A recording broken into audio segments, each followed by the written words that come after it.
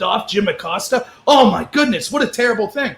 So they exactly set up the situation where they encourage or forgive violence against right-wing people to the point where a right-wing journalist gets beaten, gets a brain hemorrhage, and has Smith-filled milkshake. Did he get it? Wait, time out a second. Did he actually get a brain hemorrhage? It's a brain bleed. Yeah. He did? It's a concussion. Yes.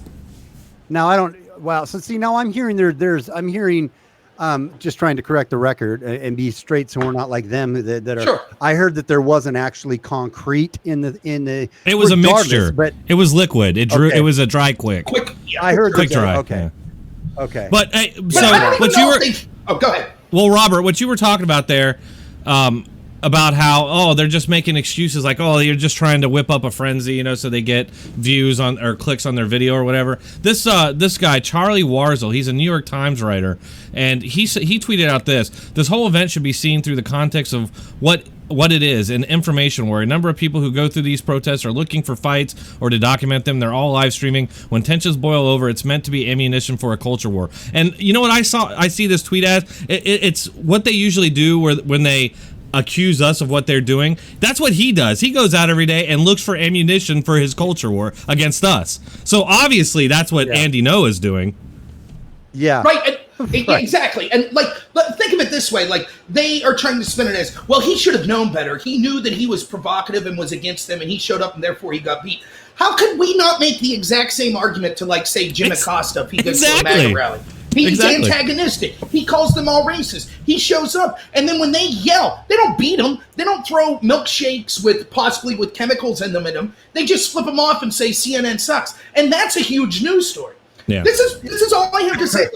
Just my little rant about this, because you see, people I respect, like Tim Pool, correctly pointing out, Jake Tapper seemed to say this violence is bad, and then Brian Stelter him-hawed and said it was bad. And what I said was look, okay, fine, that's an easy first step. But here's the difference. CNN has made a living out of saying that Trump's rhetoric is causing danger to journalists. Now, I don't believe that. And I don't believe CNN's responsible for Andy Ngo being attacked either. But if you're someone at CNN that says, I think Trump's rhetoric leads to people yelling at me, then how is it your rhetoric of MAGA hats are a symbol of racism? Trump's a Russian agent. Trump's Hitler. If you want the border wall, you're a racist. Wouldn't that rhetoric, and by the way, and Antifa's not that bad, they're anti-fascist. Then when those groups go out and beat a right-wing journalist, they're silent. They don't say, oh, geez, maybe we should look at our rhetoric as well. Right, so and real quick, and then I'll let you go. I'm sorry. Real quick, I just want to make that point off what he said. If this were happening the other way, and it was this group of Trump supporters wailing and kicking journalists, it would be wall-to-wall relentless coverage for years. They would never, ever let that be forgotten. And yet, what we get from Brian Stelter is... look what happened. Well, hold on. From Brian Stelter, all we get is a 3-minute spot at the end of his show. That's it. Yeah. So fuck Brian Stelter. No. Sorry, Cindy. So I wanted to read this article. This is what's coming up. What is it? July 6th. They're having I went to Antifa, one of the Antifa sites here, and they're showing that they're calling to arms. Everyone to come out against, and I want to read this real quick, everyone to come out against the alt-right and the fascists and these neo-Nazis is what they're calling them. This is the lies that Antifa is pushing, and nobody's pushing back on them. I know for a fact, Patriot Prayer, they're from Portland. I know Joey Gibson. I know some of these other people, and they are the farthest things in the world you could ever get from alt-right. They have black people in there. Joey's half Japanese, for crying in the beer, man. They are all about free speech. They're all about the Constitution. They're all about, conservative values, but there's not an ounce of alt-rightness in them. But look what they're calling out. It says, can you guys see that? Is that coming through to you guys? Looks good. It says together we can stop the alt-right and put an end to Trump's white supremacist fantasies. How is that not a call to arms? How is that not inciting violence? How is that not complete? You know what I'm saying? So then it goes on to read down here. They got the Proud Boys. And now I'm not as familiar with all the Proud Boys. I know they did have some pretty shady characters, but I know they've cleaned up some of their stuff in there.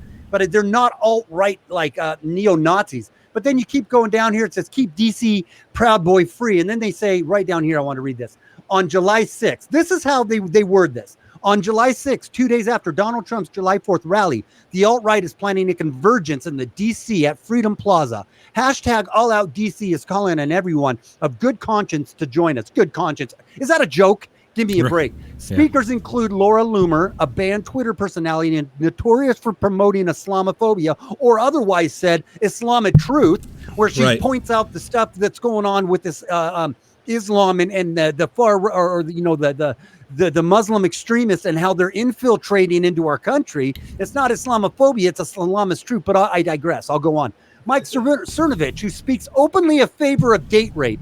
I don't understand how these people right here cannot seriously get sued for slander and libel, coming out and saying that Mike Cernovich supports date rape. Then they go on Milo Yiannopoulos, who harassed 2 trans women at AU College Republican. The gay guy, the flaming gay guy. He was harassing trans people. He was making fun of them because he's a comedian, and so that in and of itself is harassing them. They can throw milkshakes. They can punch people in the face. They can use extreme violence on people, and that's not violence. That's free. That's just their pushback. But you use the wrong freaking pronoun, and that's violence. That's violence. Goes on to say. Undocumented and saying America the Beautiful in front of Richard Spencer giving Hitler salutes. I don't know about that. Gavin McInnes, founder of the Proud Boys. Gavin McInnes has distanced himself from the Proud Boys when they went sideways. And he, again, is the farthest thing in the world from anybody who's alt-right. And then it says Roger Stone, who helped steal an election. Oh, my God. These guys are just, it just kills me that this is. Yeah. It's a complete fantasy. And real quick, just to piggyback off what you were saying there about basically the hyperbole that they're using and how it's going to give justification to people to do crazy shit. Like, how about Beto O'Rourke calling Trump an existential threat to the country? If that's the truth, then everybody has a duty to take him out. Or his supporters. I mean, how is that not an incitement to violence? That pissed me off when he said that, because it's like, oh, well, if that's the truth, then people who are supporters are also a threat. And so, I mean, you're justified in taking violent action. Well, and I've said for a long time kind of the difference between how the establishment left, or the people in power in the left, versus the people with voices in the right, how the violence is treated differently from the mainstream media and all of our cultural institutions. So Bernie, let's just take Bernie Sanders as one person. He's not even by far the most extreme as far as rhetoric goes on the left. Just real quick, when it was Gabby Gifford got shot, I forget the state that was in, the left tried to blame what's her name? The former vice presidential candidate. You know who I'm talking about. Anyways, they tried to blame her because she put a map of the voting blocks with a crosshair. Oh, Palin. Bernie's. Yeah, Sarah Palin. He said, he put out a flyer that said, "Can we even be safe as left-wing people in this community? It is time for the right to start denouncing violence from the right." Now, this was total garbage. It wasn't even a right-wing person that shot Gifford. And this was clearly just saying, we're targeting this community to win an election. So, okay, but that's his stance. If someone attacks a left-wing person, then only the right must denounce violence from the right. By the way, that where Bernie said that was in a fundraise. He fundraised off of that shooting. Now, fast forward to a Bernie supporter shooting Steve Scalise in a ball field. Did Bernie come out and say, "My goodness, I'm sorry that my rhetoric led to a fan of mine shooting Republicans"? No, Bernie came out and said, "It's times like these, we need to condemn all violence." And all the Democrats said, "Oh, it's all violence. How dare someone say this is just left-wing rhetoric and left-wing violence? That's playing political games. It's all violence." Then move on to Charlottesville. Oh, now that was just right-wing violence again. They didn't want to look at Antifa there.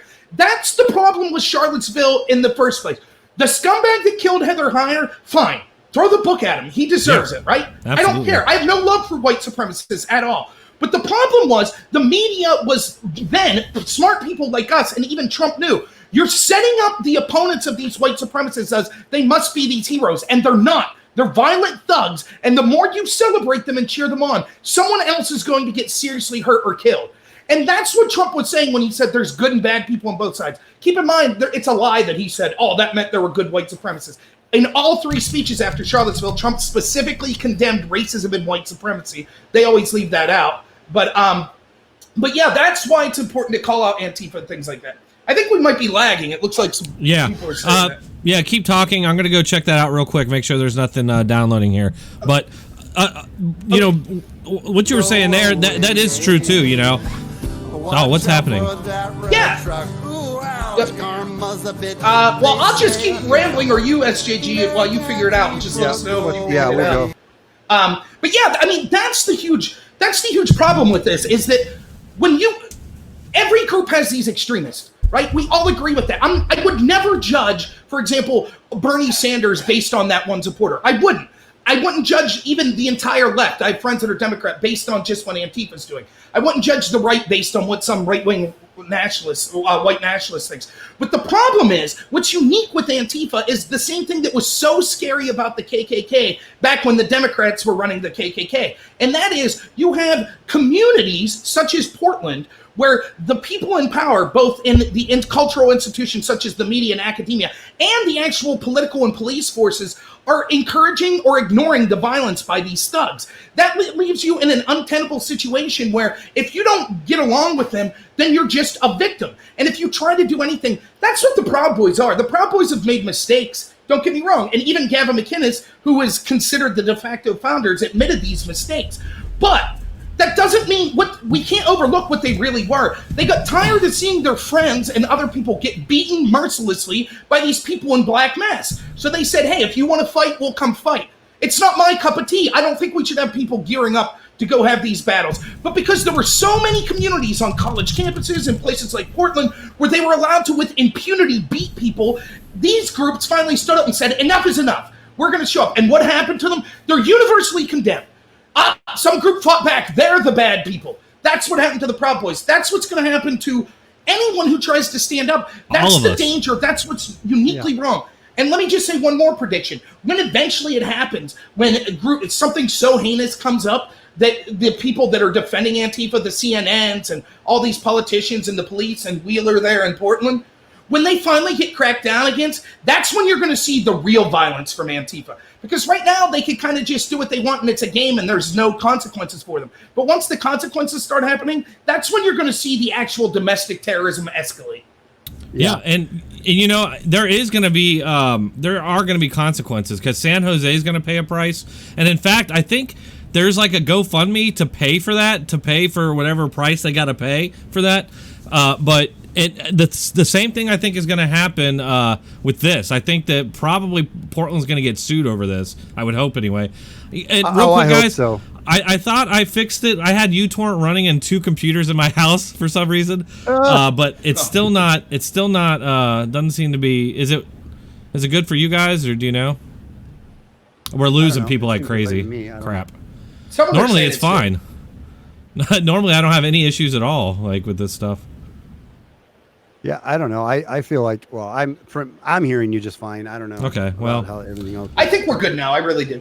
Okay. Anyway, here's another one though. Like from, I'm sorry, I'm trolling some anti-fascist pages. But look at this twat, man. She goes, F Nazis and fascists. Some black bloc Antifa and friends giving protection to the crowd. Like, why is there no video? I have a question here, you flipping retards. And then real quickly, their banner literally says Satanic Portland Anti-Fascists. Yeah. It literally says Satanic Portland, F Nazis and fascists, and they're calling out the Proud Boys. How many videos do we have of yesterday of Proud Boys attacking and beating people up? How many? I have not seen a one. 0. And if there was one of those happening, you know it would be all over the media trying to justify what happened to Andy. There's not one. Not a single one, because they weren't down there to cause a fight or cause a riot or attack people. They were down there to push back on Antifa. Antifa can't stand it because Proud Boys and these conservatives come into town and say, we're not going to let you take over Portland completely and run the streets like this gang thugs that you are. We're going to push back and we're going to hold a peaceful rally and walk through it. And they can't stand them so much that they cause these flipping problems and violence. And then they try to say they're protecting other people. It blows my mind. Yeah, It's I mean, insanity. Charlottesville, would anything have happened there had they not shown up to start a fight? No, it'd have been fine. People would have protested over the statues and gone home. But no, Antifa showed up, started a fight, and get violence, and then they blame the other side. It's ridiculous. Well, and that's the irony. Good. Sorry, most of the time when you're talking to someone who's like ideologically not sound, they're hypocrites or something like that, which obviously we deal with a lot of people on the left like this. Just leave them talk and they'll disprove their own argument over and over again. So ironically, when I'm talking to I'm talking to 3 or 4 people. My guess is they're involved in Antifa. They have like communist names. One's communist paper the DC Sentinel or something was tweeting back and forth at me, and all of this stuff they're saying, it kind of disproves their entire argument in the first place, where they are saying, well, Andy had it coming because he knew he was showing up into a hostile area, and if he showed up, those people needed to protect themselves, so he's at fault for being in the hostile area. To which my reply is, okay, well, almost every single incident we see with violence from Antifa is them showing up to a conservative rally. Right. Every single time. So if your argument is, hey, you deserve to get beat if you show up to a conservative rally, then you don't get to complain when someone gets, lefty gets beat up at a Trump rally. You don't get to complain when Proud Boys smack around Antifa at a right-wing rally. Clearly that's not the case. We all understand, especially journalists. We want journalists going into groups that we think are violent thugs. Just like in the days of the civil rights, we wouldn't say, oh, it was the journalist's fault for sitting down and seeing all the crap that was happening in the Jim Crow South. We'd say they're heroes. Thank God they went there. And if they get beaten, that's a travesty. They got hurt in the line of work trying to cover a violent mob. So you can see how their own arguments just constantly turn back on each other. Oh, yeah, absolutely. And that's why you see these news stories popping up now, and why the reason they're wording it the way they are to cause so that the reader, because most people don't know anything about this stuff. You know, and they'll go to ABC News and, oh, these right-wingers, oh, well, it's a good thing we have these anti-fascists out there. You know, I was saying on Twitter today, I'm like, Antifa are fascists who identify as anti-fascist. You know, they're they're in the wrong body. and I don't understand. Yeah, go ahead. That's funny. That's true. That's so true. Well, and one of the things I was going to say, here's another thing that some of these people are saying. And what's very frustrating is some of these people you talk to, they're not unintelligent people. That's what makes it even more frightening. They're so indoctrinated, they can't see their own hypocrisy. They have such a moral superiority that they literally justify beating elderly people, unarmed people, they silencing everyone that disagrees with it, and they think they're morally right.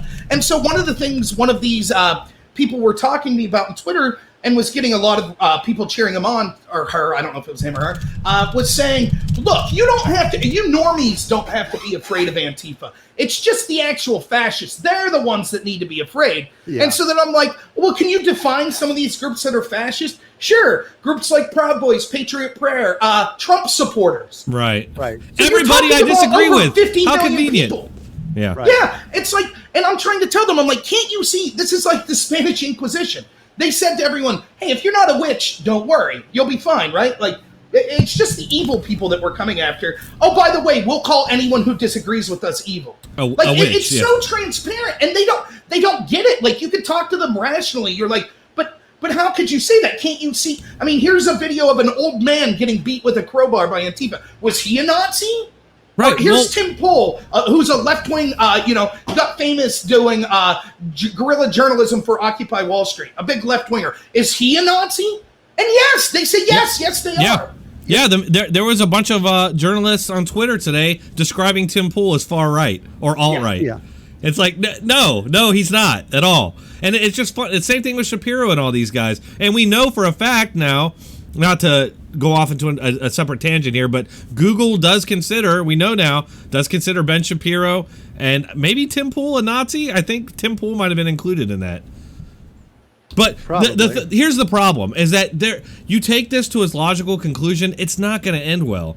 Because you're basically convincing half the country that the other half the country are literally monsters. Yeah. That's exactly what I got into a little. I was trying to find it. I was going to show it, but it doesn't matter. It was funny. I got into a little Twitter back and forth. Robert was in it too. We were on the same one. But one of the people said he's literally putting kids on the floor in concentration camps without food or soap. And I'm like, you know what? And I don't know, I'm paraphrasing, but I was just like, no, actually, you're an idiot. Go check your facts and then get back to me. That's completely wrong. And then they came back. They literally, and I go, nope, actually, that isn't the truth. And were you upset when Obama did it? Because that's actually, Obama did it, and he did it to more people actually than Trump did. What it is it's a place to store all of the illegals pouring into our country that we don't have a place to hold them. And they have better accommodations than they had anywhere else. So no, they're being fed, and they have toothpaste, and they have soap, and they can go potty, and they're getting a warm meal. So you can. But this person literally believed it. Like, that's literally what they thought. Yeah. And I'm like, how can anybody not know the real story yet? tying into how a lot of these people don't understand, and they only listen to the drive-by media and the clips. They only read the headlines, and then that's the whole story to them. That they're taking in so much information, they don't actually read the story. They say, no, time out. This has been thoroughly and completely and utterly debunked. Yeah. And Obama was doing this, but they still think it. Yeah, and I constantly see blue checkmark Twitter people from CNN, MSNBC, especially MSNBC, constantly referencing animals. Oh, are these Trump's treating them like the animals that he believes they are, and things like that. When that goes back to that edited clip where the media took when he was talking about MS-13 gang members, calling them animals, but then the media portrayed it like that he was calling immigrants animals. And even though that's been debunked, you still see like mainstream people throwing that into tweets and shit. And it's like, I want to say, yeah, you're absolutely. Just to change the subject, just real quick. One of the people in the chat named Bob Stew. I always like reading the chat when people disagree with us. So I think this is worth pointing out. Oh, yeah. Thank you for disagreeing with us. That's great. He says, how about the far-right paramilitary group who beat Ian Ogle to the point of death and then stabbed him 11 times? He was a father. That's hypocrisy. No, it's not hypocrisy. That's evil garbage. I hope the people that did that are arrested, charged, their groups infiltrated anyone who advocates that violence, and they never see the light of day again. How does that make us a hypocrite? Our point is this kind of political violence is bad. I don't care if it's coming from the right or the left wing. Right, we just want it to be consistent. Right, that's right. The thing that makes Antifa unique is you don't see Republican politicians or media figures or anything like that saying, hey, this paramilitary group that beat Ian Ogle to near death, they're great. Well, Ian Ogle had it coming. You don't see any of that. You don't see police chiefs in the area where Ian Ogle was beaten to death saying, we're just going to leave this paramilitary group run amok and block off streets if they want and pull people out of cars and beat them with crowbars. Right, we don't want to instigate more violence. Yeah. That's right, and that's what I'm trying to say. There are so many people that are in this tribalist mindset that are like, well, I have to defend violence when my side does it and then condemn all other violence. No, you don't have to be like that. It's okay to just condemn all political violence. That's what I think all of us are doing. And so when people say, I had several people say to me, well, when you look at it, actually, there's far more deaths from right-wing groups than left-wing groups. Well, really? Is that what we're going to talk about, where most physical violence deaths come from? Because if we look at the homicide statistics, we can see most of those come from the inner city. So are we going to start saying, Antifa should be out there fighting all of these gangs like the Crips and the Bloods or MS-13? Right. They should be out there fighting them because they're the real violent fascists? Of course not. It's so funny how selective people on the left are when it comes to criminal statistics. They think it's okay to beat anyone in the name of fighting a Nazi because Nazis kill people. Right. But at the same time, you're not allowed to look at any other criminal statistics. Right. If you went out and were to start beating certain groups because you thought they were in MS-13, I'm going to beat Hispanics because they might be MS-13. Right. I'm going to beat black people because they might be Bloods or Crips. You'd be a racist psychopath that should be thrown in prison. So why is it that again, we're not talking about random people on YouTube. We're talking about blue checkmark people that worked in, I saw Hillary's campaign speech coordinator. She came out, I forget her name, and now she's in charge of some human rights group and basically mocked Andy No for getting beaten. I've seen people in the media, all these blue checkmark people. And it's like, you even see left-wing people like Brett and Eric Weinstein and Tim Pool and Dave Rubin and all these people, what's his name? Sherman is his name. They're all coming out like, this is disgusting. I'm on the left and I'm disgusted by how these people on the left are saying that this is somehow acceptable. Yeah, get ready to get labeled Nazi, all of you who are doing that. Yeah. Right. Because it's probably coming. Well, no, that what Robert was saying too is like it's totally okay to go out and punch Nazis and punch a white a white supremacist, and then their trick is they label anybody and everybody a Nazi and a white supremacist if they are an inch right of the far left. If you do not believe on every little single thing they stand for, and you want to have any semblance of free speech or any semblance of the Constitution or the Bill of Rights, you are a Nazi, and right. You now are pre-game to be punched. Yeah, and you know what? It's an intimidation tactic, because look at what they're doing, like people around Trump. It's like they're going after people around Trump as if to say to anybody else who would work with them, this is going to happen to you too. And it's the same thing here. It's like anybody who steps out of line, they're like, be careful because you're going to be the next Nazi. And Tim Pool's a great example of that. Guy is not right wing at all. And yet he's now on the outs because he broke with them on that. So I mean, these people are dangerous. At the specifics. This isn't just random. This isn't us comparing apples to oranges. We can look at the actual specifics. For example, something that I know for you, Dronetek, should be close to home, Carlos Maza from Vox, right? Yep. Who's largely responsible for helping people like you get demonetized. Though you were demonetized before that, but nonetheless, it's because Twitter listens to psychopaths like him. He famously tweeted out right before he went after Steven Crowder, Steven Crowder should be demonetized and banned because he called me queer. But he said, we need to make sure that all conservatives, this I'm paraphrasing, fear gathering in public, milkshake them all, right? Yeah. And smart people like us, we're talking whether on this channel or elsewhere or doing our own things, we're saying, this is insane. Once you justify this, and keep in mind, this started in Europe where Nigel Farage got milkshake, and Burger King, yuck, yuck, they said, hey, Scotland, we're selling milkshakes all day. And people were saying, are you sure you want to go there, Burger King? Are you sure you want to go there? All these people on the left are like, oh, it's funny, because someday milkshake might become acid, particularly in the UK. A milkshake might be coming at you. Like, these people never apply. They never consider that maybe it's like, what if somebody wants to go milkshake Burger King employees? And now Burger King employees are getting assaulted because of a tweet that you put out, Burger King. That's not, I mean, it just seems like really risky. Like, who the hell is doing this? Here's the thing. We consistently, I know we, and I say most conservatives too, we consistently have said, hey, here's the line you draw. When you call to action or violence, that's where you cross the line on free speech. Calling some queer boy tranny McTranalotta because that's what you feel is not, that is not attacking or calling to violence that person. That is you maybe being a jerk at saying that and going out of your way to be kind of a dick. Sorry, Cindy. But here's the thing. Here's the thing. That's not calling to violence. When you say, Carlos Maza, when you say to go out and throw and substance in somebody's face that would cause physical contact and could cause physical harm to them, you now are inciting to violence. That is the line that we should draw when it comes to free speech online. Carlos Maza, the one who's bitching the loudest, sorry, Cindy, about saying that we need to have censorship and we need to stop the hate, is the one calling for it. Yeah. Right. Yeah, and I actually tweeted Carlos Maza, and it said something to the effect of this. I said, Carlos, I understand that you felt like you were harmed by Steven Crowder making gay jokes at you. Do you think Andy another gay journalist, was more harmed by you inciting people to throw milkshakes at him? Yeah, that was great. And he blocked me, of course. Right? But and Ricky Gervais had an excellent tweet today. He summed it up better than I could. He said, have you ever noticed the same people that are defending assaulting people with milkshakes are the ones that claim that words are assault when you use them against them? Yeah, and that's the absolute truth. All these people say it's no big deal. It's no big deal. If you would do, if the shoe were on the other foot, if MAGA supported, look at the Jussie Smollett case. Supposedly, look at the parallels between Smollett and Andy Ngo. Both gay, both, sticking up for their side, both had chemicals thrown on them, supposedly.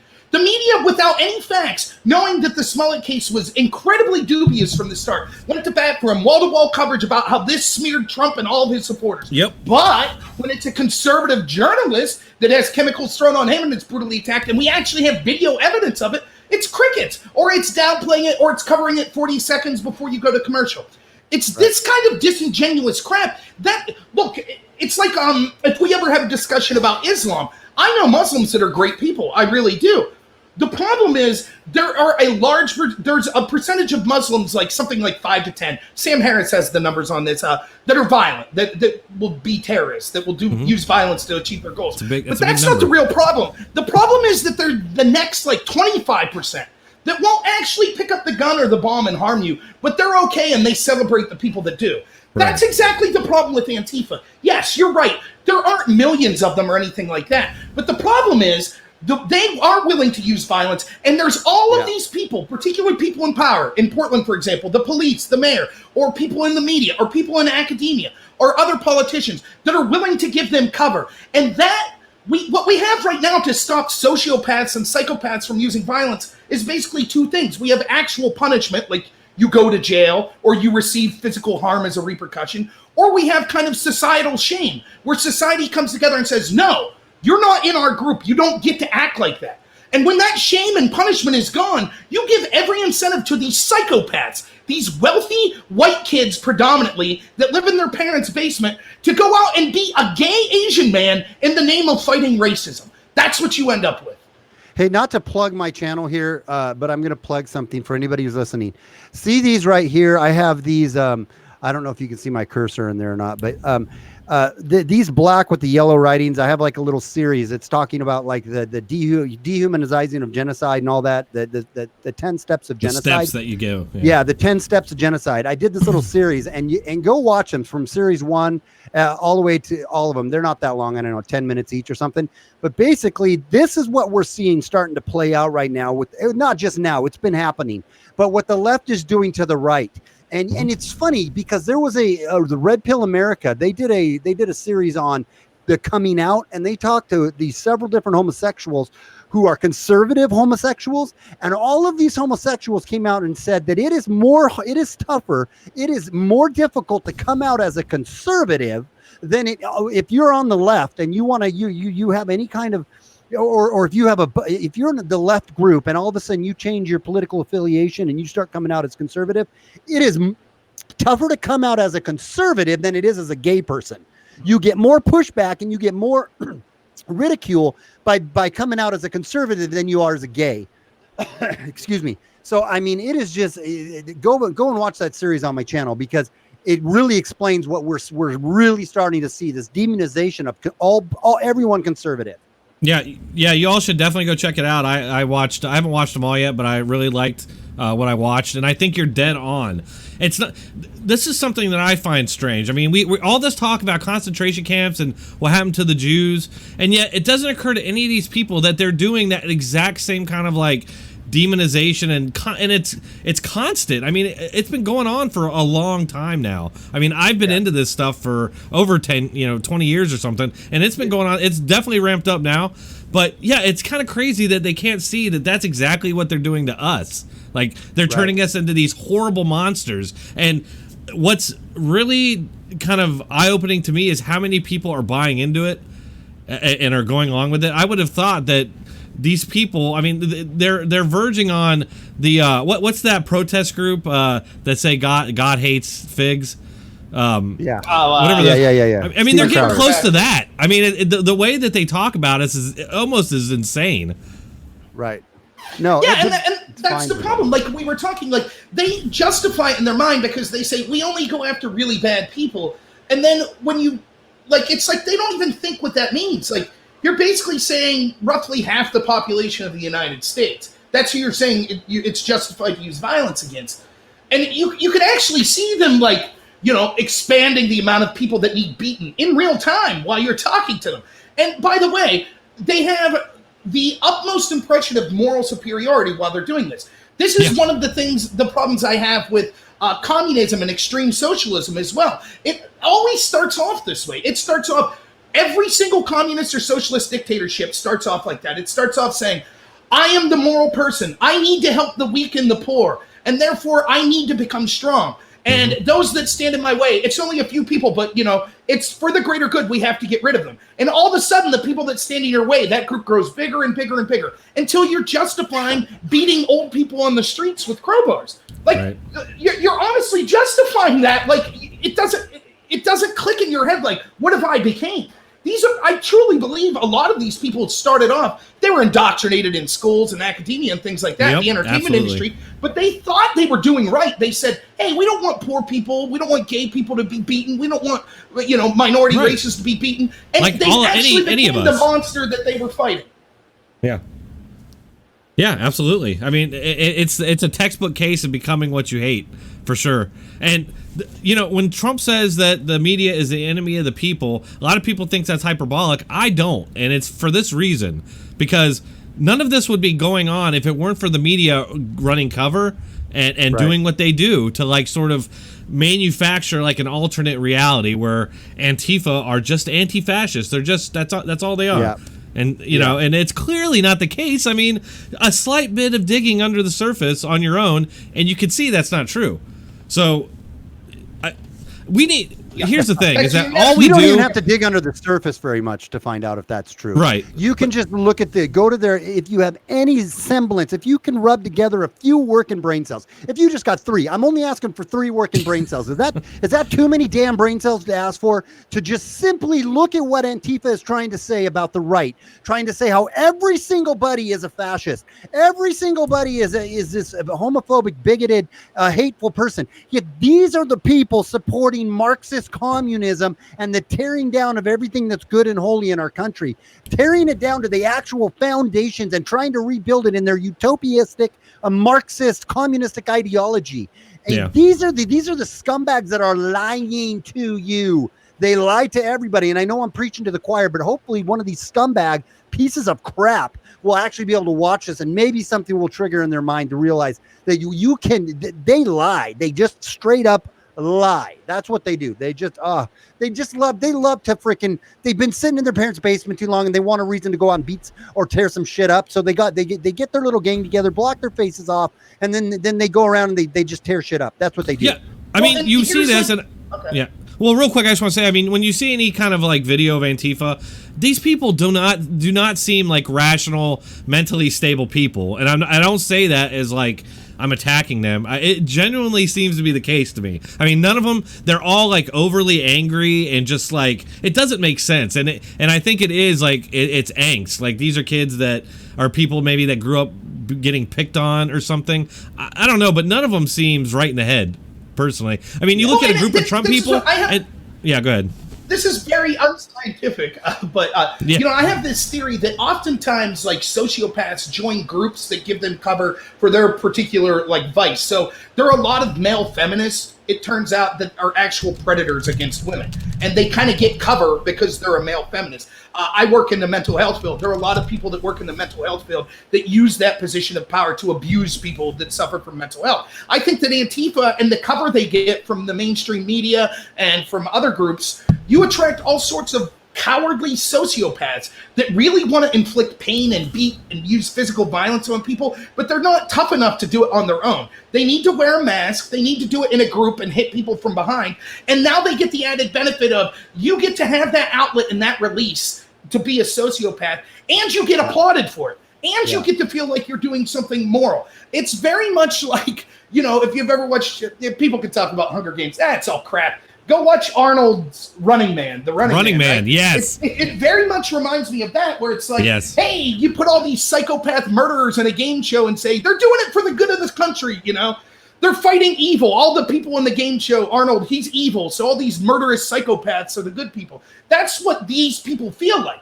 Yeah. They get this adrenaline rush of committing some of the most heinous acts you could think of, and they feel morally superior all the while they're doing it. All because all of this could be ended if we just as a society didn't have people that in academia, in the media, in the entertainment industry that were saying, yes, they're anti-fascist. Can't you see it's in the name? What they're doing is a good thing. Right. Well, you compared it to the Inquisition, and I think you sort of went into the witch thing too. I've compared this for years, going back to like the Bush years when the media, just how they treated people on the right. But it's so much like the Salem witch trials, and even in the way that like people will like accuse, like during the Salem witch trials, people would accuse other people being witches just sort of to inoculate themselves.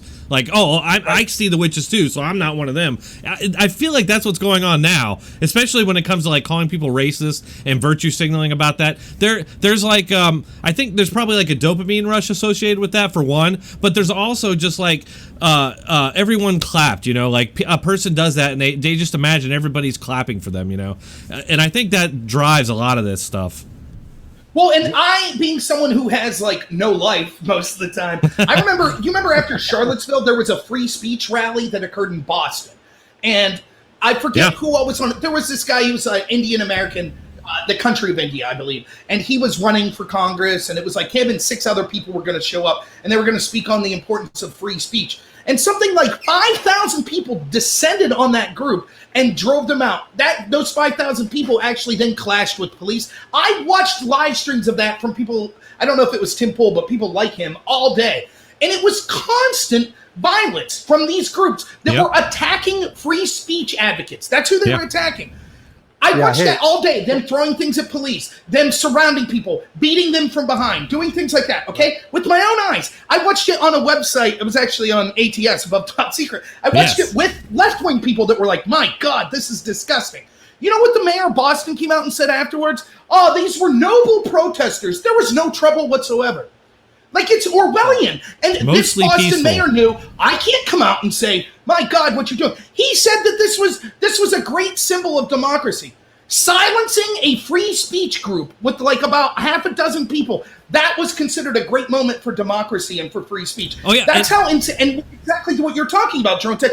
That mayor, he probably doesn't agree with this, but he doesn't want the mob to turn on him, right? So he has to come out and say, yes, the mob is good. The mob is good. Right. Yeah, so, I think that drives a lot of this, real quick, just off topic a little bit. I think that same sort of thing drives a lot of these, like, people who seem to be pro-socialism all of a sudden, especially the upper echelon, richer people. I think it's because they're trying to protect their money. Like, go after these guys' money. They're the bad rich people. I'm the good one.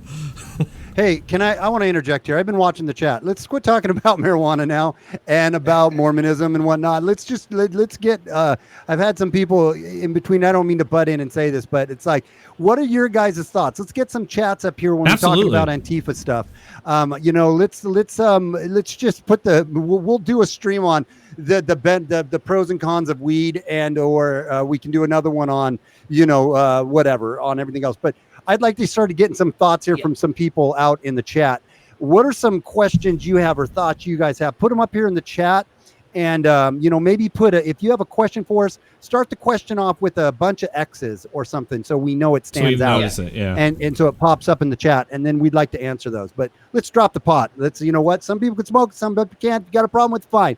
There's a lot of medicinal purposes to it. It's great for fun sometimes. But anyways, let's move on past the pot. Yeah, I'm kind of amazed by the pot discussion going on in there. Jeez. Maybe we're talking about the wrong stuff here. I know, seriously. Maybe we should do that next. We'll do that one next. But yeah, I mean, on that note, SJG, a lot of these, you were on the Twitter, some of the Twitter discussions with me. I think a lot of those people are Antifa or Antifa sympathizers. And I honestly, despite being appalled what they're saying and basically celebrating Andy being attacked, I offered them. I said, hey, we can talk about this on any platform you want. You can come on, my channel. We could just have a private conversation. It's hard to have real conversations on Twitter, though. And no one wants to talk. That's one of the problems is these people don't want to have a discussion. And this goes back to kind of this idea of cultural Marxism and postmodernism where they don't believe in truth. They don't want to argue. They feel that actually having a discussion with you is them losing the battle because everything's a power struggle. Right. And so when you try to have an honest conversation with them, okay, you're saying that violence is justified. Give me the cutoff.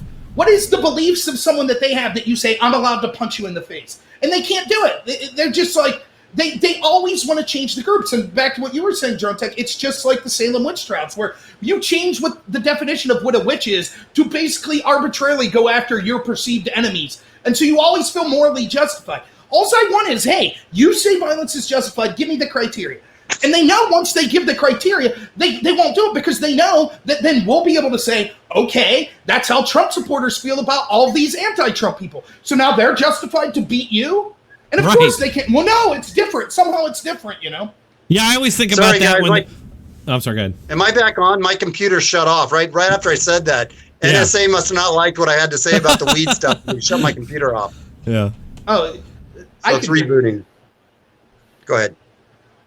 Oh, I lost my train of thought there. Was there? So someone asked, was there anything in the milkshake that hit Andy? There are reports from police that there may have been quick dry Portland cement in it, though I haven't heard it confirmed that that's specifically what hit Andy. His lawyer said that he was hospitalized overnight with a brain bleed, which is basically a concussion. And if you saw pictures of him, he was definitely cut up really bad. But I haven't seen any confirmation that he definitely was hit with a caustic material. Yeah, I don't think he was. No, but there is a story out there. There is a story that Antifa was planning some sort of an attack on people with some sort of a chemical that doesn't immediately burn you, but burns you over time or something. Did you guys hear about that? Yeah, yeah. And that's what the quick dry cement will do. That's what makes it so insidious is that it doesn't immediately hurt you. What happens is it seeps into your gloves and boots. People that work with have this happen, and it ends up eating away your skin gradually. So by the time you start feeling it, it's basically too late. And the police are saying there were reports that was put in some of these milkshakes. Now, again, I don't know if that's been confirmed, and I certainly haven't heard that that's definitely confirmed to what hit Andy. They seem to be escalating more and more. And at some point, I mean, it's going to turn it. At some point, you're going to have people bring guns on both sides, and they're just going to start shooting each other. I mean, go back and look at, if you want to see what I think is going to happen, go back and look at footage of the protests in Ukraine just before they start shooting at each other. But go and look at them. I mean, you can watch them, and you can just see the escalation over time. And before you know it, both sides, there's people on both sides bringing guns. And we've already had a couple little incidents like that where people brought guns. I think that's gonna happen. It's gonna happen soon. Someone's gonna get shot. They're gonna literally just start shooting at each other. Well, and one of the things that, like, along that line that's worth looking into, Brett Weinstein I follow on Twitter. He's tremendous. He was this left-wing professor at Evergreen College that basically got booted out when a bunch of black students took over the college. It's a crazy story. It's worth looking into. One of the things he said that I thought this was incredibly interesting was he's talking about the significance of milkshaking people. It's not that it is designed to humiliate, but what he argues is that it's actually designed to show your vulnerability. Hey, look, you're in public. Look, you might even have security, but I can get to you. And it's designed to intimidate you. And they say, if I could get you with the milkshake, what do you think I could do with acid? What do you think I could do with a knife? What do you think I could do with a gun? And it's very similar to, did you ever see the first Batman Begins with Christian Bale? And right at the beginning of the movie, right, he's like, he gets mad because he goes to the court to kill the guy that kills his dad, and then the mafia kills him. So he shows up to the mafia guy's restaurant. And the mafia guy pulls out a gun. He's like, you see that over there? There's a judge. There's the chief of police. I could put a bullet right in your head and no one would blink an eye. That's what this milkshake stuff is in Portland.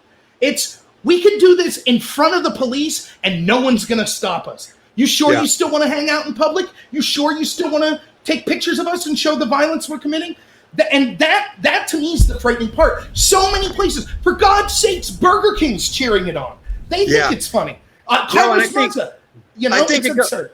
I think it goes back to also here. I'm trying to get my computer booted back up, but I think it also, like you said, what's going to happen, man, when they keep doing this, they keep pushing. They're going to push back on some rednecks that got guns, and this is not going to end well. And what's going to happen once Trump wins again in 2020? If they're going over this right now, can you even imagine the meltdown that's coming in 2020? It's worrisome. It's worrisome because, we're talking, and the globalists, here's the conspiracy hat time. The globalists don't want to see this happen and see the right push back and then the left push back and then break into a full-on civil war. Then what comes? Martial law. Martial law comes, and all of a sudden now the government has all kind of power and they can crack down. And now they don't even need some sort of resolution to take our guns. They can just march right into our house without warrants and grab our guns like they did in Boston. Yep. This is coming to a place where there's could be serious bloodshed if we don't get our shit together, get it together real damn soon. Guys, honestly, like I want to be optimistic and believe I don't think we're coming out of this, honestly. Like I think that we are headed for a confrontation. I don't think that, because what do we need to happen for all of this to stop? We need the media to stop pushing a political agenda. And do you really think they're going to do that? No, I don't think so. But I mean, the only potential I see, two things is, I do think you're starting to see people, even on the left, wake up to this tyranny. And so hopefully it's gradual enough before the explosion kicks it off that there's enough people that have cooler heads on all sides. Other than that, which is probably not likely to happen, the other way that it stops is there is a tragedy so heinous that it's forced to convince everyone, wow, this is, and I'm talking like, a Bataclan-style attack where it's like Antifa mows down 100 people before they're like, oh, okay. And who knows? Something like that could have already happened. What was the motive for the Las Vegas shooter? We have no clue. We have no idea. Isn't it always weird? Anytime there's a right-wing motive, we know about it almost instantly. But when a bunch of people get shot at a country music festival under shady terms where we know the initial police story was a lie, that's just forgotten about. That was the biggest mass shooting in the history of the United States. But they know that the jig is up if it turns out that, the narrative that's been put through all this time of this country's filled with right-wing bigots that just hate all minorities and they're violent, cutthroat people. If that jig is up and we say, oh, geez, there's violent, heinous people on all sides, then they start to lose control. And we could start to come together and say, hey, more important than our differences on policies and left and right, let's agree with each other that political violence is ridiculous and needs to be shunned and out of the conversation. Yeah. They don't want that, though. They don't want it at all. I've argued with BLM people on Twitter before, and people that are like militant, and I try to explain to them that they probably see me as like this right-wing extremist racist, but that I don't hate them, especially for their skin color. Like, I don't give a damn about skin color, but like when they talk about police brutality and they make it this racial thing, Black Lives Matter, I try to explain to them that yes, police, there is a problem with that, and I think it mostly comes from just like they can't get enough police officers, so they have to hire the lowest common denominator. But I'm like, if we were to all get together on this, maybe we could do something about it. But what's happened is that we've now split it. We've now split it along racial lines. It's like, who is that helping? And I always try to get them to see that. It's like your force against this is diminished because you're making it a racial issue. When if you look at the stats, it's not the case. And in fact, like they kill a lot more white people. And then you talk about, the black crime statistics and how that feeds into it. But they never want to see any of that. And I think that's what a lot of what's going on here too, is that, divide and conquer. I know people say it all the time, but I think that's pretty obviously going on right now. To what end, I don't know. I mean, because it's like a 50-50 split at this point.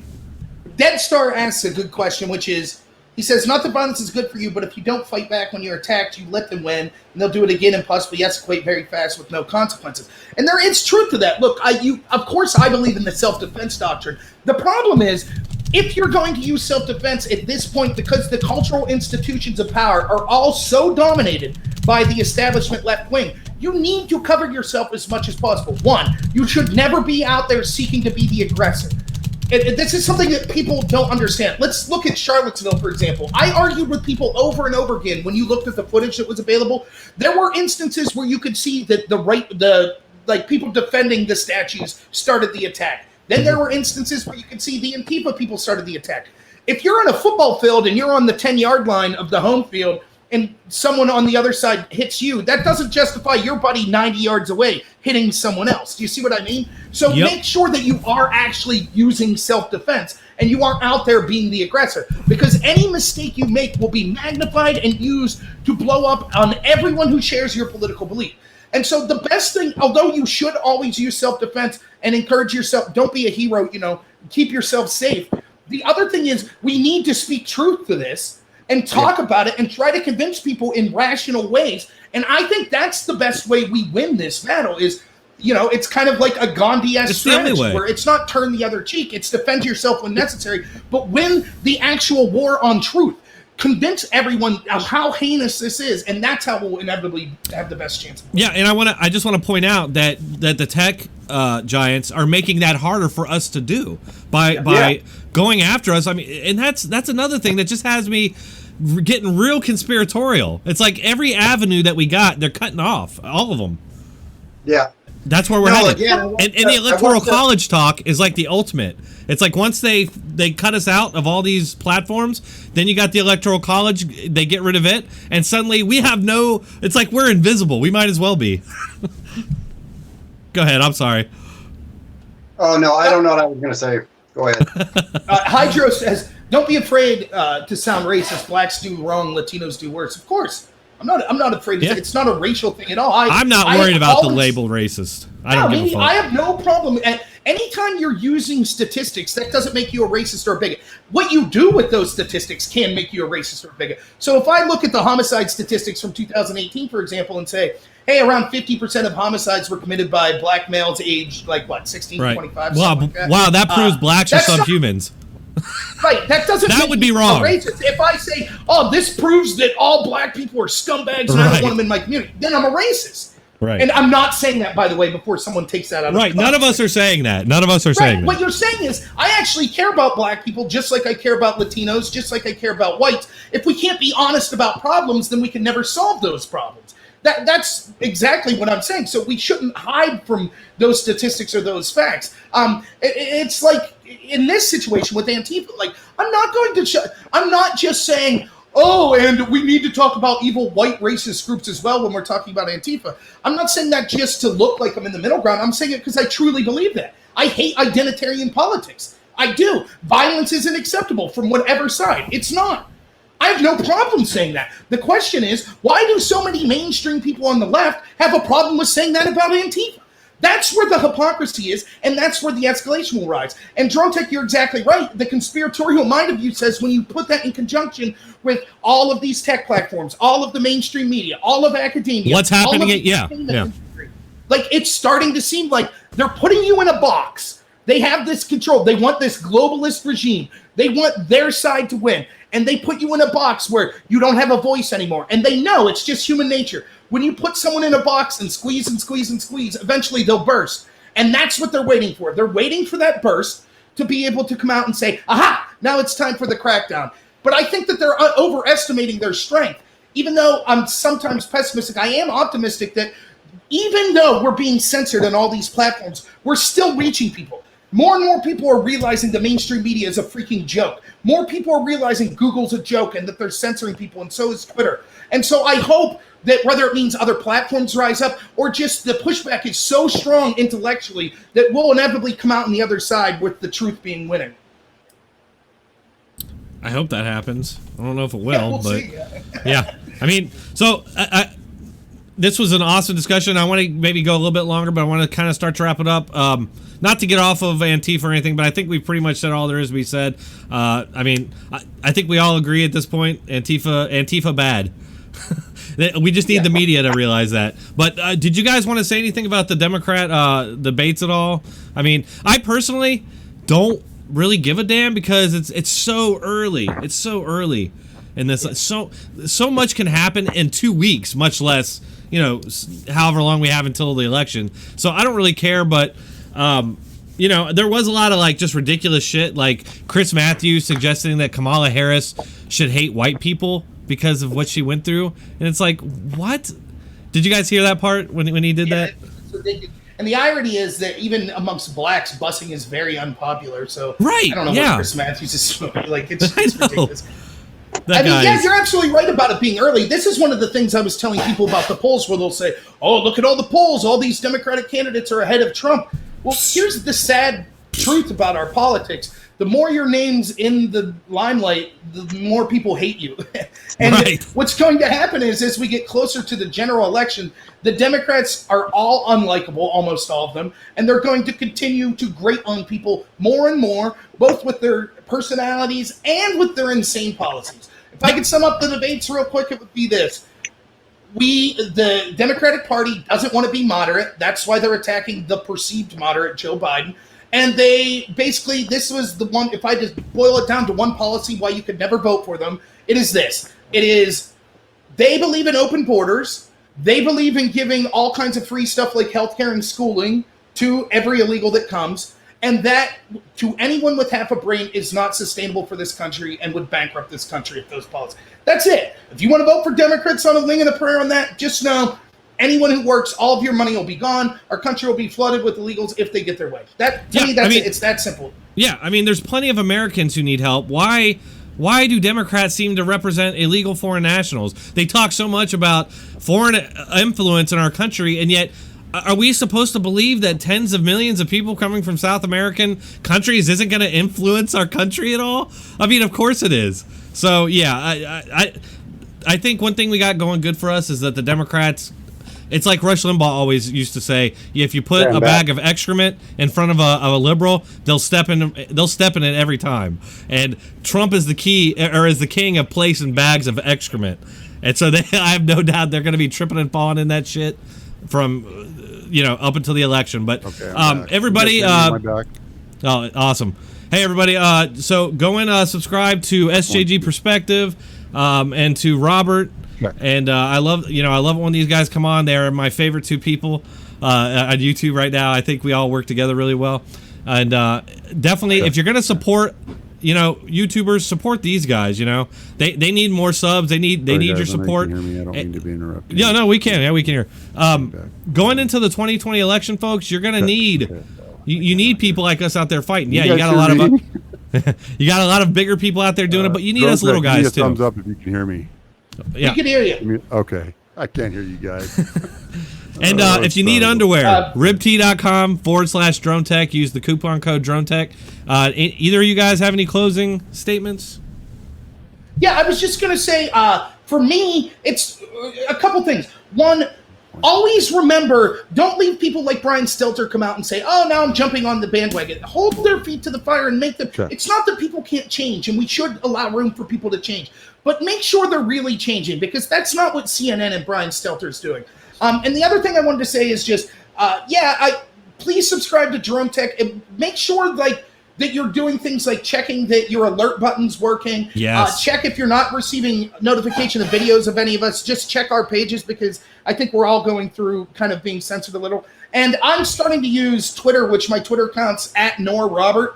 I'm going to try to use it way more than some of the other sites I've been using to kind of argue with a lot of the people, mainstream people like in the media and things like that. It's fun, so yeah. Thanks everyone for your support. Yeah. I've had Brian Stelter respond to me before, so Twitter is an interesting tool for that sort of thing. Because guess what? They're going to probably see it, and if what you're saying to them really gets to the heart of the truth, then they maybe you'll change their mind, maybe.